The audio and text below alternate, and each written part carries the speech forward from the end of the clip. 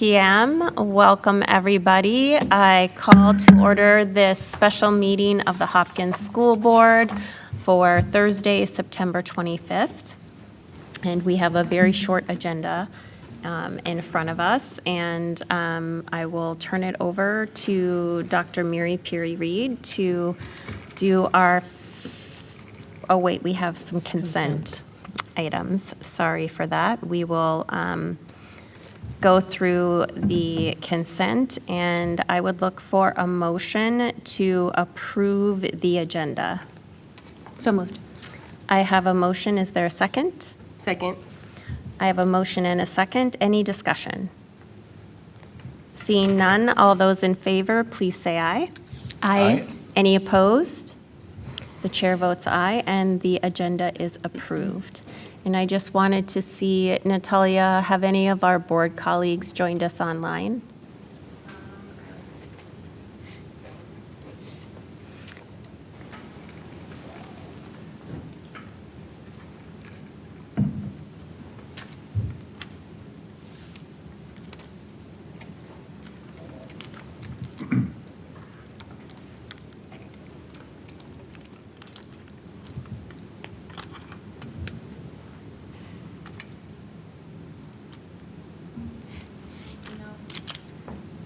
Okay, we do not have any board members joining us online.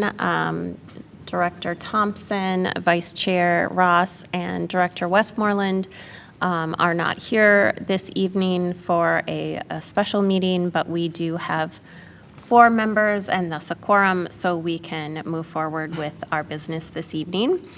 And that takes us to our consent calendar.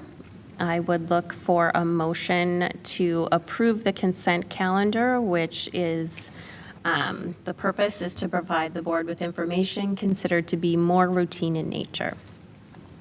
So moved. I have a motion. Is there a second? Second. I have a motion and a second. Any discussion? Seeing none, all those in favor, please say aye. Aye. Aye. Any opposed? The chair votes aye, and the consent calendar is approved. And that takes us to our only order of new business, the proposed tax levy certification, and I was excited to see where we fall with that. So I welcome to the table Assistant Superintendent Lightfoot and also our partners at CISO, and I will turn it over to Dr. Mary Peary-Reed. Thank you, Chair Andreessen. So as stated, tonight our school board will review and take action on the proposed preliminary property tax levy for 26-27. And in simple terms, this levy represents the portion of local property taxes that help fund Hopkins Public Schools. And as our chair mentioned, we are seeing a small decrease of about $305,000 compared to this year. And because state calculations can change between now and December, the board often chooses to certify the levy at the maximum amount allowed now. And then this gives the district flexibility to adjust later if the state makes changes outside of our control. So I am very grateful to, I should also say that our school board and district will host a truth and taxation hearing on December 2 at 6 p.m. to share details and hear feedback from the public. And then that same evening, our board will approve the final levy for the year. So with that, I will turn it over to our presenters. I'm grateful to have Scott Lesage, Jason Mutzenberger, and Nick Lightfoot, who are here to share more about the proposed preliminary property tax levy. Thank you for being here. Thank you, Superintendent. Good evening, School Board. It is a pleasure to be here. Again, my name is Jason Mutzenberger with the Center for Effective School Operations. We're serving as your Director of Business Services. I'm here with Scott Lesage, also on the team. I'm going to do the presenting tonight, but we're all here with Dr. Lightfoot to answer any questions that you have, Board, as we go through this. We did include a number of different documents within the board packet and a lot of detail.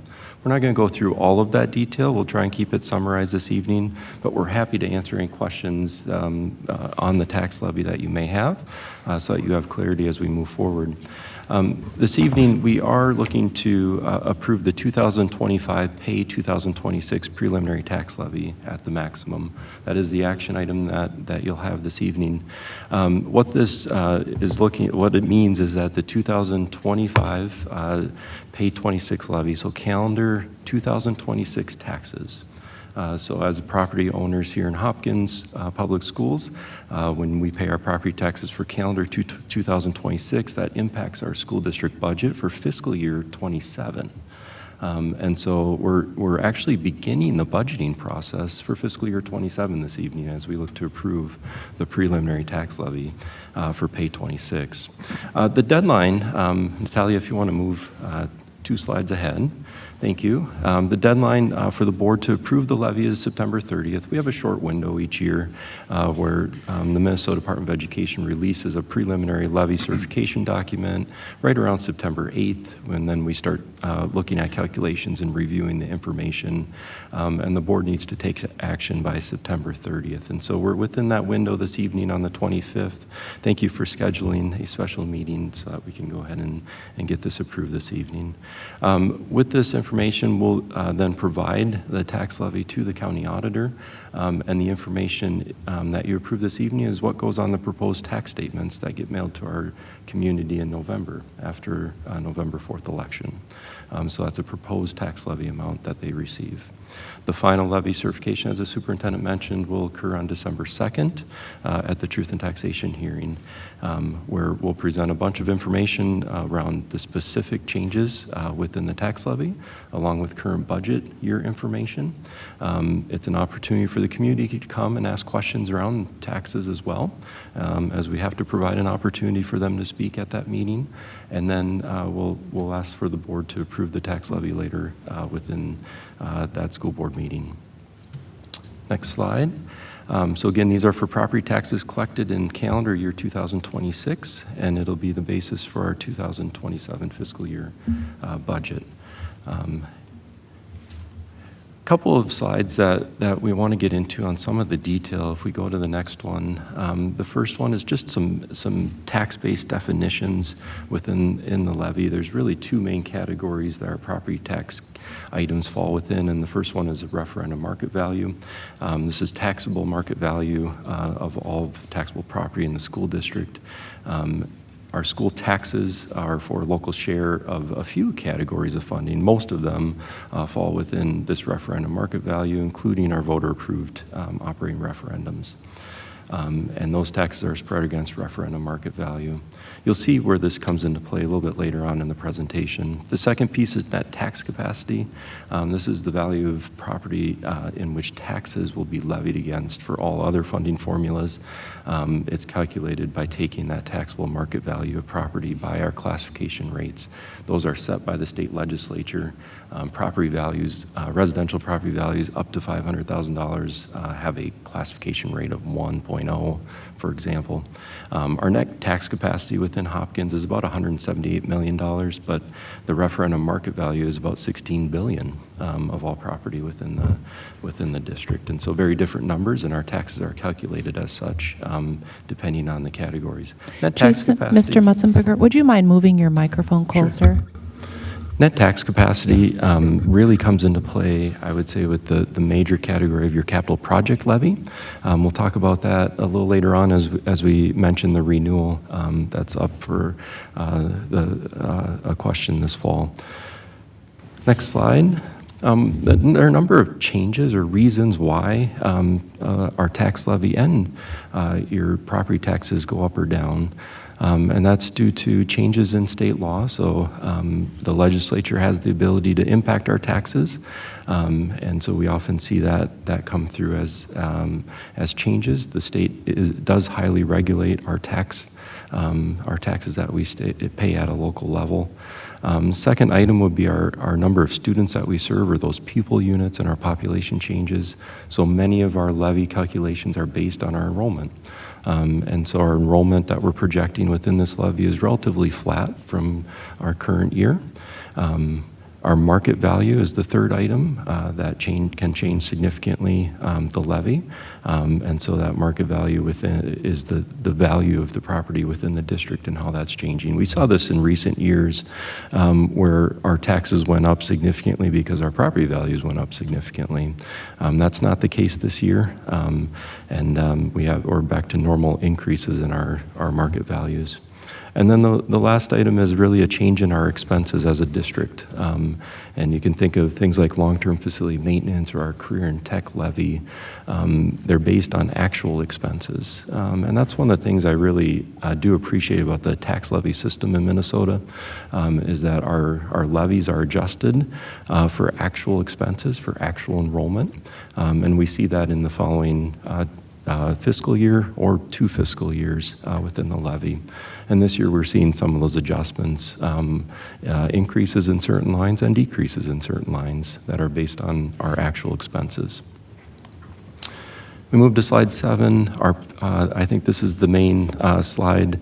If we look at total levy that we're proposing this evening that the board approve is $68.7 million. It's down about $300,000 from last year, or a minus 0.44%. I think that's a great message to come forward with, especially in a year where we have some ballot questions that our levy is decreasing at this time, and so there'll be a reduction in taxes as the levy currently stands. Notwithstanding the questions that we have, and we'll talk a little bit more about that at the end. We do have 3 categories within the total levy that receive tax revenue, and the first one's the general fund, second is community service fund, and the third one's our debt service fund. In our general fund, we're seeing a slight increase of 2.17%. And that's due to some increases that we have in our achievement and integration expenses, in our long-term facility maintenance expenses, and then just our overall operating referendum increases that we have that are inflation-based. In our community service fund, we're looking at a decrease of 5.83%, or about $62,000. And then on our debt service fund, we're down about 8%, as we have debt services based on our scheduled principal and interest payments on all of the debt that we have in the district, and our long-term facility maintenance debt is decreasing for our principal and interest payments. So we're seeing a decline in that. Altogether, again, that results in a minus 0.44% to our tax levy. From here, we get into a number of details that I don't believe we need to go through this evening, so we just want to show in full transparency all of the details within the tax levy, so for the community and for the board to be able to look at all of these items, and if there are questions, we're happy to answer them. We do see increases in the voter-approved levy. We do have a number of adjustments, positive adjustments coming through on that general fund, which are tied to our referendum market value levies. On the next slide, we see our net tax capacity levies, things like operating capital, our achievement integration levy, some unemployment insurance. We have a number of negative adjustments here, which are offsetting those other positive ones on the previous slide. We also have some decreases in our leases. This year we have, for our lease at Intermediate 287, as a member district, we pay fees into 287, and they have some reductions in their lease to the SEC building that some of our students utilize. And so we receive the benefit of that reduction of that lease as well as a member district. We're also waiting on MDE to the Minnesota Department of Education to approve a lease for our portable classroom that we have.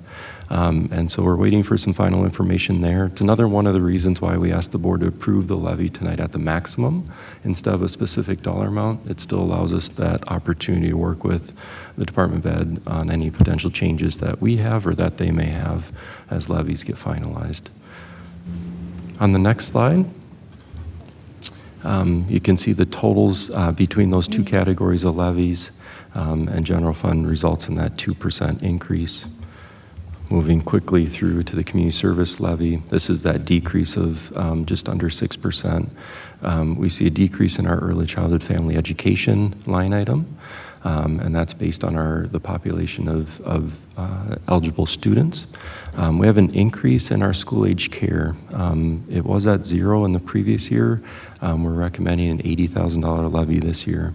School-age care in the district, we have a number of expenses that are eligible to receive funding, but we haven't been collecting that money in recent years, and so we're recommending that we do add a small levy in there and start capturing that. Back a number of years ago, Hopkins did have some significant revenue come through school-age care.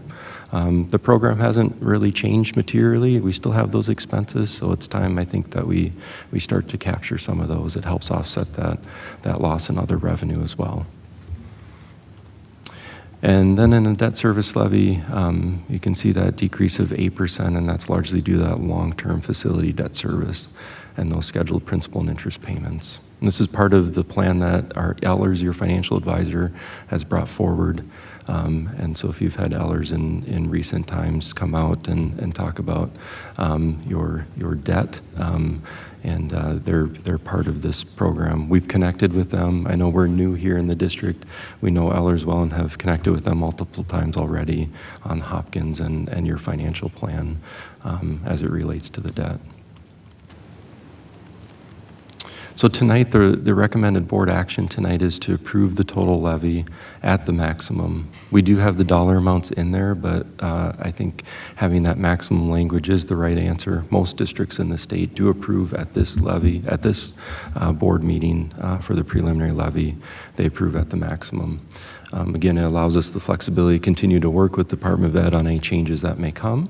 And then when we come back in December to do the truth and taxation hearing, we ask the board to approve a specific dollar amount on each of the categories to get to that total levy. We're estimating it's going to be around $68.68 million. As I mentioned before, we do have an election this fall in November. On the next slide, we see the two ballot questions. The first one is for a bond. The second is for the capital project levy. I always think about these bonds are for building, levies are for learning. And so the first one with the bond, we're looking at building improvements, safety and security improvements, and updated classrooms, and a whole number of things in there. And there is an increase to a tax impact increase of $7 per month on the average home with that bond. As we presented this evening, there's a decrease in the overall tax levy, which means hopefully we can soften that $7 impact as we come forward. We would know that answer for sure in December at the Truth and Taxation hearing, and that's where we'll present the actual tax impact numbers for residential and commercial buildings. And then the second ballot question is the capital project levy. This is a renewal question. It does not have a tax impact on the tax levy. It has a zero impact, but it would renew the capital project levy going forward. And that's a critical source of funding for students to have access to their technology and opportunities that they have within the district. The next steps after approval of the preliminary tax levy tonight would be that we would continue to work with the Department of Education on the tax levy and any other potential changes that they have. In November, you'd have your election with the two ballot questions. The county would mail out the proposed property tax statements to owners. December 2nd, we'd be back for the truth and taxation hearing, and then have the board approve the levy at that time as well. And then we'd be set and off and running with the start of our revenue budget for fiscal year 2027. That's what we have tonight for you on the tax levy. We're happy to take any questions you have. Thank you.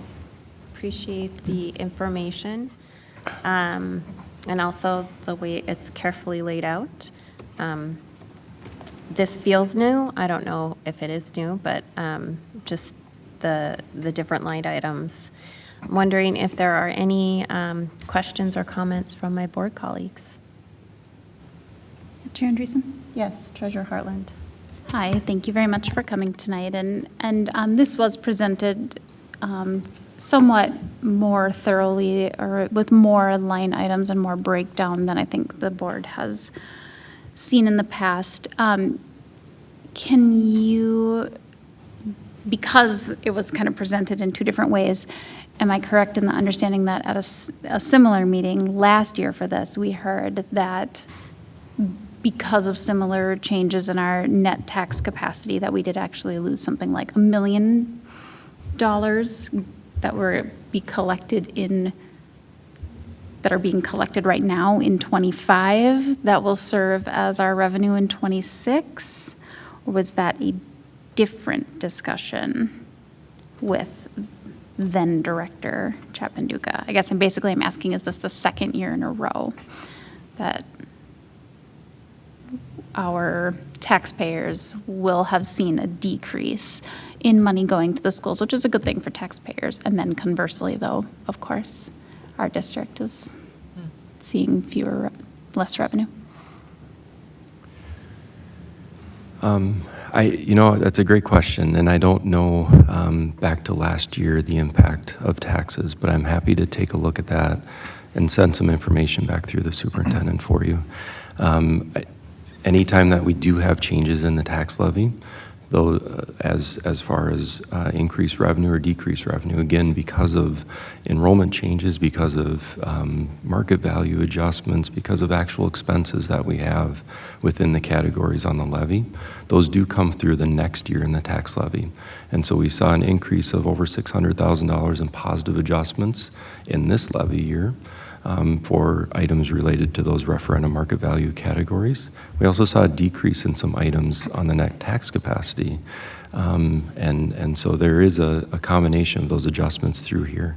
I'd have to go back to last meeting and see exactly, or last year, and what those proposed numbers were and what they related to. But what I can assure you is that the numbers that are contained within this levy document are based on the actual expenses and actual enrollment data that we have in the district. Okay. Yes, I am going back to my notes, and we had a more thorough discussion in December than September. And so, yes, we were, fiscal year '24, looks like our number was about 71 million. So this is our second year in a row of decrease in burden to our taxpayers. And so I think it's kind of an interesting, catch-22. Of course, taxpayers want to hear that, and it absolutely is kind of a positive message that, like, our real expenses that were given to the state means that we did tighten that up. And then, of course, it means that we do have less revenue. So can I ask a quick follow-up question then? We talk about all of these levies. These are levies that are guaranteed to us, or not guaranteed to us, but we're entitled to because of state legislature. And then this last piece that you called out is an exception, is a voter-approved levy. They're going to, is that accurate? Yeah, that is correct. So many of the levy items, most of them within the levy, are state-regulated formulas.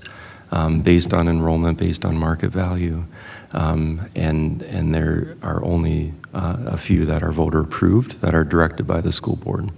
And so most of the levy is dictated by the state, and then a few items are controlled by the school board, such as the voter approved levies.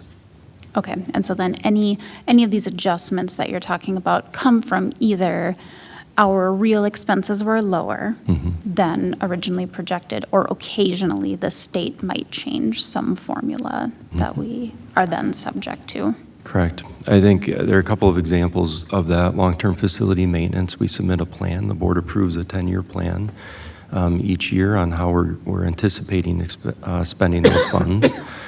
We include estimates within the levy, and then we adjust them for actuals.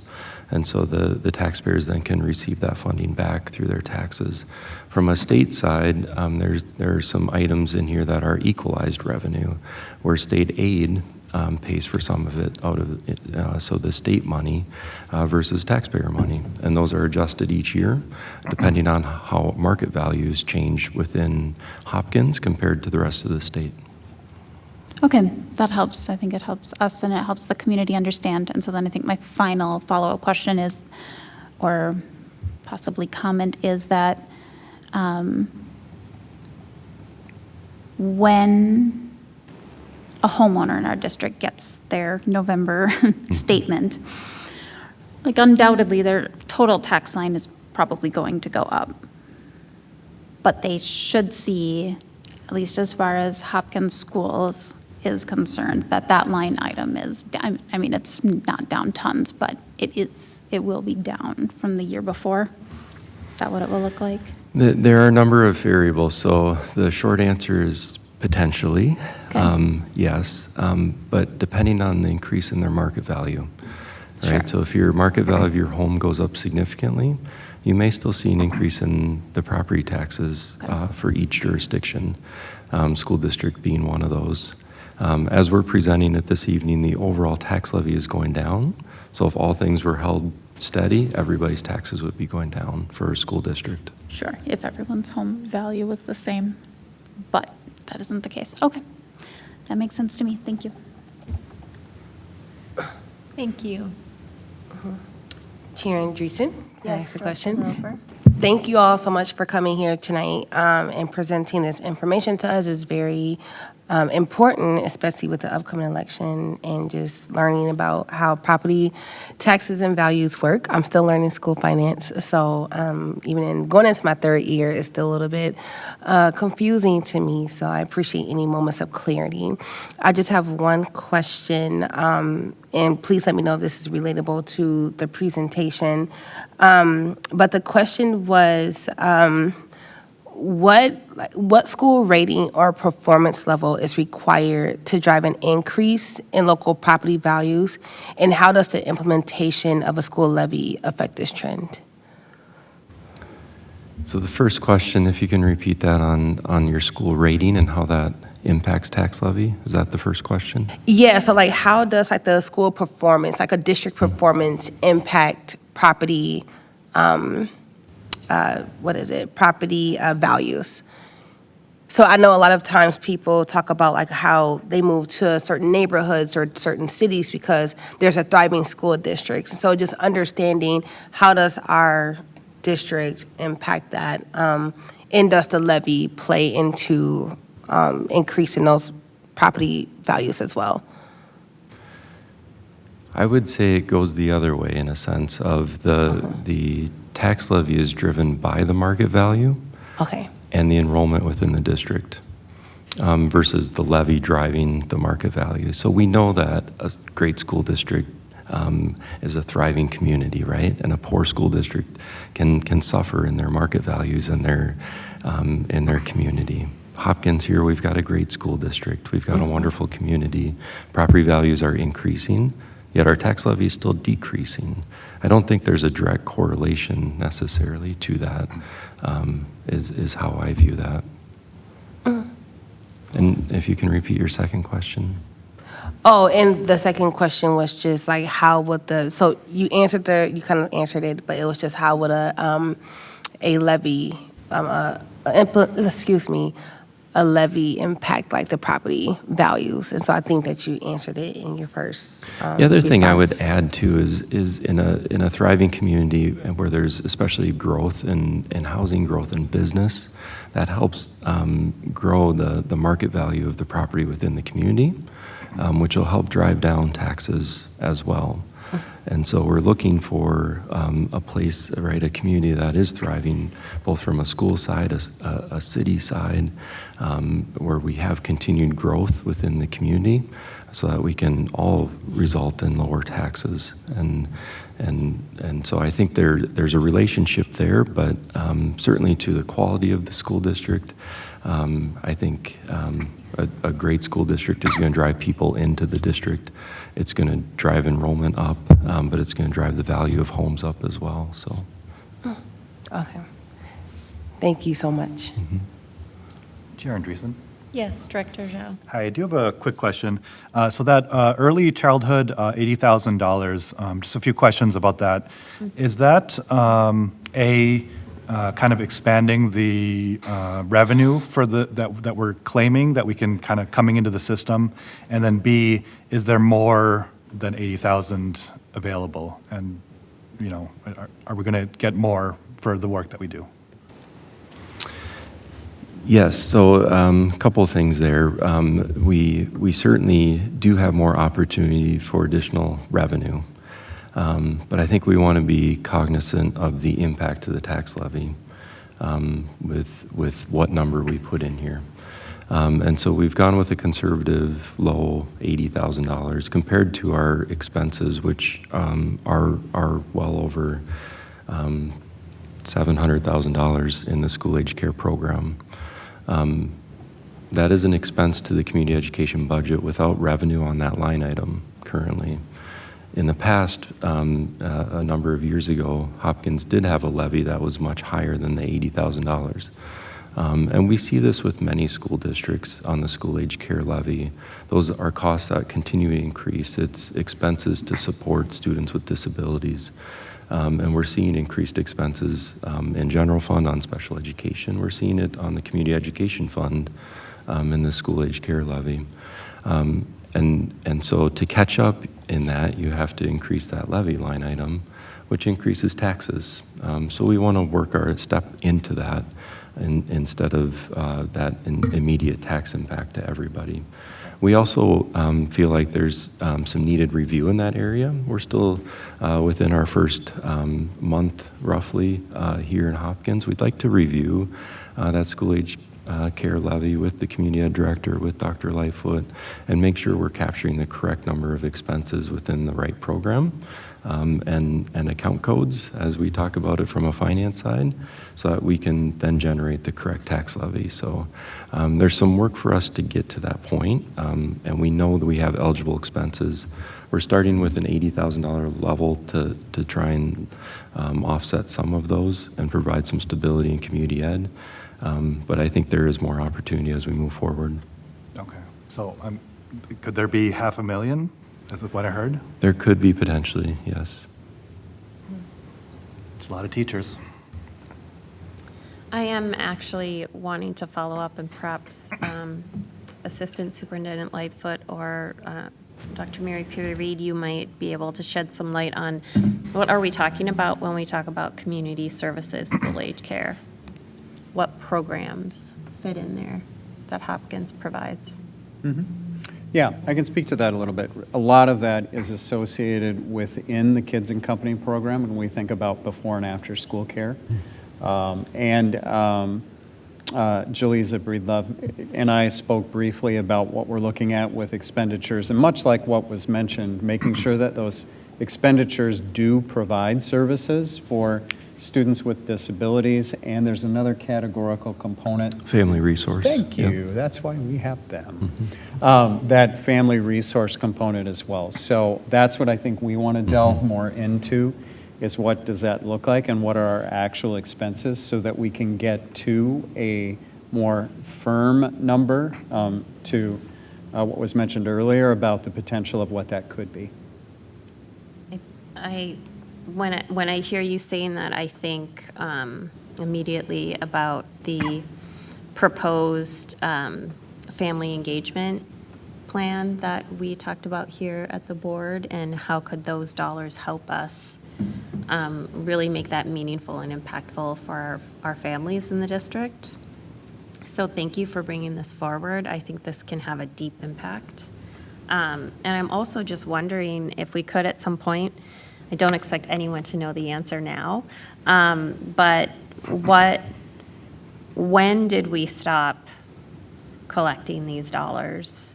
And perhaps if there's any sort of idea of what would have precipitated that, would be interesting to have, because I do know that Hopkins has always been known for providing excellent special education services. So just wondering when we decided to stop levying for that. And we're happy to provide some more of that information at the Truth and Taxation hearing, because That's great. this will be contained within that presentation as well, so we can dig into that category a little bit more. Great. Thank you so much. And I just had another just quick follow-up question. I think a lot of us have asked this in different ways, but do we have an idea of what is driving the reduction in the cost to our taxpayers? And then also, I know here at the board table, we often think in terms of a family's home, property taxes, but how do the other sorts of property in our district play into this, like commercial and that sort of thing? They're not exempt from this, correct? We're not putting all of this on families. No, absolutely not. All property, all taxable property in the district is part of the tax levy, and that includes commercial, industrial property. When we come back in December, we'll have the tax impact of all those different categories. That's something that Ellers does a nice job putting together for the district, the tax impact at different values for residential and different values for commercial, industrial property. And so we'll take a look at the impact of all of those. But yes, everybody pays taxes towards our levy. To your other question on why we're seeing that decrease again, enrollment has a very big impact on our tax levy, and what we're seeing is relatively stable enrollment. But our market values of our properties continue to increase, right? So we're going to see it, values increase, enrollment is stable, and so the overall tax levy is going to drop because of that. We also see a reduction, though, on that debt component of our levy, and that's part of that long-term financing plan that Ellers puts together. So we do have and are showing a reduction in our principal and interest payments on our debt as we continue to pay down some of that debt. And so that's very intentional and structured on the impact of that reduction. But that's driving that debt service levy down, which is also impacting the overall levy to come down as well. Okay. Thank you. Well, with that, I would look for a motion to approve the proposed property tax levy. And is this, what is PAY? What does that stand for? Payable. So 2025, payable 26. Payable 2026 for fiscal year 27. And just so that we're all clear, we are not going with the specific dollar amount, but instead authorizing at the maximum.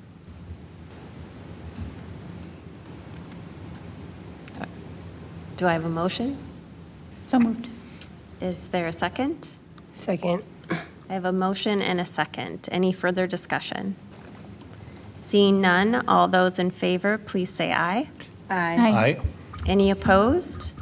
The chair votes aye, and the proposed tax levy is approved. Thank you so much for being here this evening. Thank all of you for being here this evening as well. Thank you so much, team. And with that, I would look for a motion to adjourn. So moved. I have a motion. Is there a second? Second. I have a motion and a second. Any discussion? Seeing none, all those in favor, please say aye. Aye. Any opposed? The chair votes aye, and this meeting is adjourned at 5:40 PM. Thank you all.